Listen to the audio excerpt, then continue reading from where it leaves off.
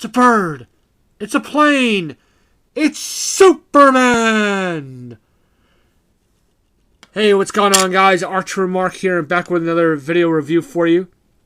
And it's I got a superhero review, and it's none other than what many would consider the very first superhero, Superman himself. And I'm pretty excited for the Man of Steel movie coming out later in June, June 14th to be precise, I believe.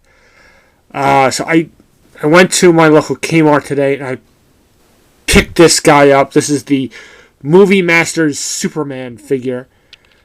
And as soon as I opened him up, I just found myself being really impressed with this figure. Really, so much that I decided to do a review on it. I wasn't really planning on doing a review today, but I do. I'll give you a look at the packaging. See, it says there, adult collector. You got the big Superman Man of Steel logo there. And I love it. It's sort of like, looks like the cape kind of wrapping around the package. And you have the blue background and the big yellow and red S. Just looks so bold and dynamic. Pretty cool. There you see the character name Superman, Movie Masters. Really cool. We'll turn this around. And let's see. Again, the logo. We'll give you, got the character description. Superman, born on the doomed planet of Krypton, Kal-El's parents knew the only chance for their child had to survive was to find him a new home, the planet Earth. Here he was found and raised by the Kent family, growing up on a farm in Smallville. Their son Clark Kent, although his body slowly developed extraordinary powers, Clark didn't realize his full potential until he uncovered some links to his birth planet, including a glyph emblazoned blue and red suit, and his journey as a hero truly began. Pretty cool. Movie Masters, again, over the past few years, we've been familiar with this line with the Batman movies, which have given us some really great figures. There you see the three figures in the first wave so far. Superman, which I'm going to review now. We have Jor-El, and we have General Zod. Kneel before Zod. Had to do it, guys. Gotta do it. So, really cool. So, it's Superman.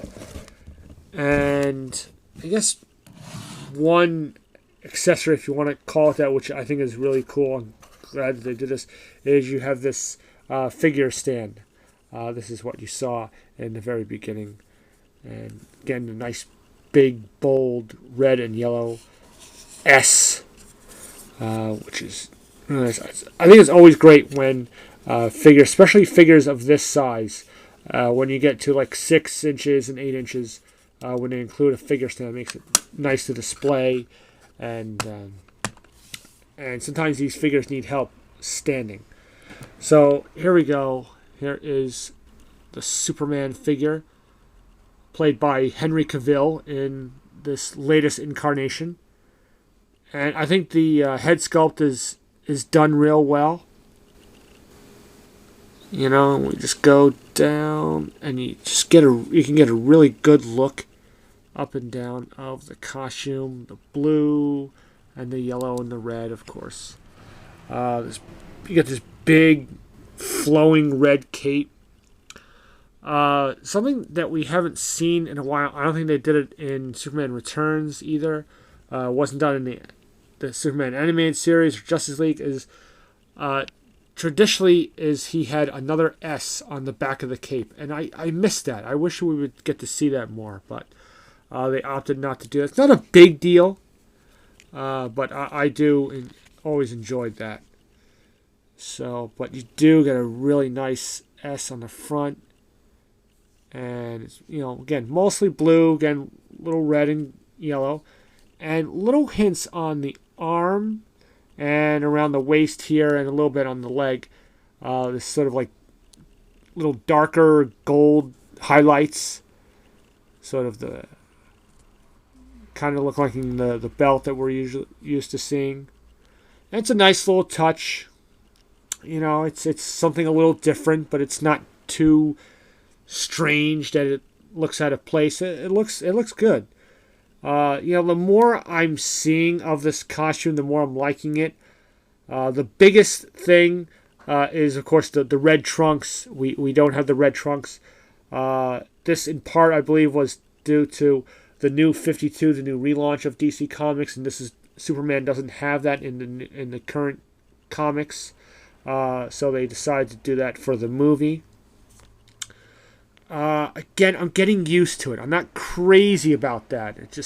It looked weird, but I'm getting used to the red trunks. Some of the purists may be going nuts over that. I don't know, but in general, I think this is a really nice, really well detailed. You can see that if you get in close, the detail on the boots and the whole costume is sort of like almost like a scaly sort of pattern that's all over the suit. I'm not sure, what you would call that, but that's what it kind of looks like. It kind of looks like scales, But it just did a really good job. The hair, the head sculpt is done well.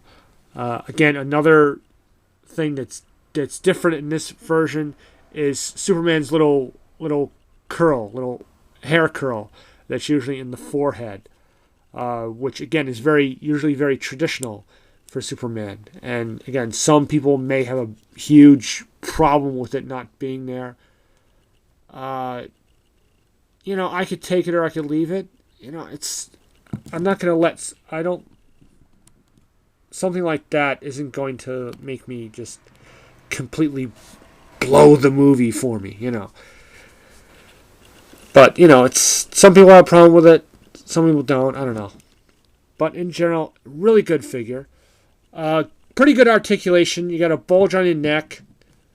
You can pose the head, move it down, so he's looking down, and he can also look up. You don't have too much movement up, but you can get him to look up. So you can get those flying poses. Bulge on the shoulders, bulged elbows, swivels in the wrists, swivels in the waist. There's like hinged hips, have that sort of in and out motion. There's like a swivel on the upper thigh, and there's a hinged knee and hinged ankles. So pretty good articulation, I think it's not. I've seen a lot worse, and I've seen a lot better, but I think it's good. Again, I've said this. Sometimes you can go a little overboard in articulation, and I think you have a nice balance here. It's really good. You can get him in some really good poses, punching poses and flying poses, of course. He stands real well, even without the figure stand. It's nice to have when you're displaying him. But you can get him in some good poses. Like I said, there's no problem with him standing. I haven't had any problems with him standing. And just in general, it's just a really good figure. I've just been really impressed with this figure.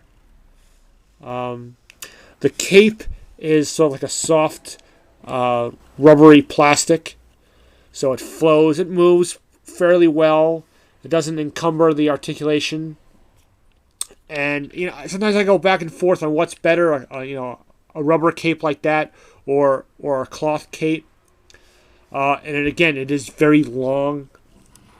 And so it billows out, which I like, because that is something that's very traditional. Superman has like a very long, billowing cape, and it's just...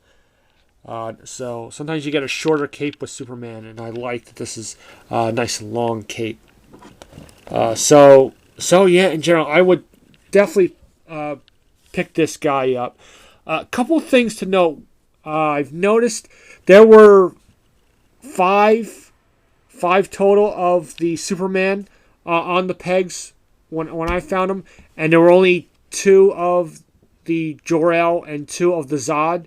So I don't know if those figures are going to be a little tougher to find than the Superman. The Superman should be the most common. And this is just my thinking. But again, these figures are not exclusive to any store. So Toys R Us, Kmart, Target, Walmart, every store should have these things. So I don't think people will have too much trouble getting a hold of these figures. So, but just like I said, the Zod and the Jor-El may be the shorter pack of the 3. So that's maybe something to look out for if you want to get those first and then pick up Superman later. I don't know. So just a little tip. Also, keep an eye when you're getting a figure. Don't just grab the first one you see and just walk out. Take a look at the figure. I looked through, because sometimes you get problems with paint apps, and I looked through all the 5. This was the best of the 5. And particularly, the other 4 all had little kind of messy paint apps, particularly on the S. One was all like kind of like black around the S, and there was some yellow bleed over to where it's supposed to be red on a couple of them and stuff like that.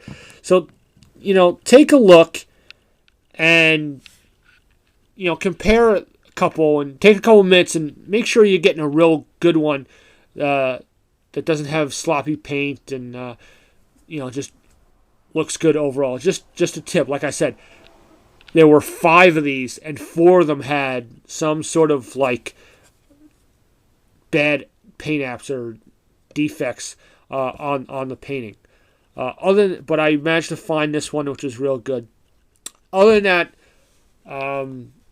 it's a great figure. I think it shouldn't. That's the only problem I saw was just in the S area. I didn't see any problems in anywhere else, but in that S area where you have the red and the yellow kind of mixing in, and just so keep an eye on that when you're looking at these figures.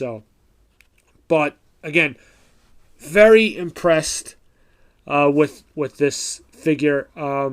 Not sure if I'll probably get Zod's just so he has someone to fight I could pose him with. Not sure if I want Jor-El, but we'll see. But anyway, I hope you enjoyed this video. Comment, rate, subscribe as usual. And until my next video, up, and away!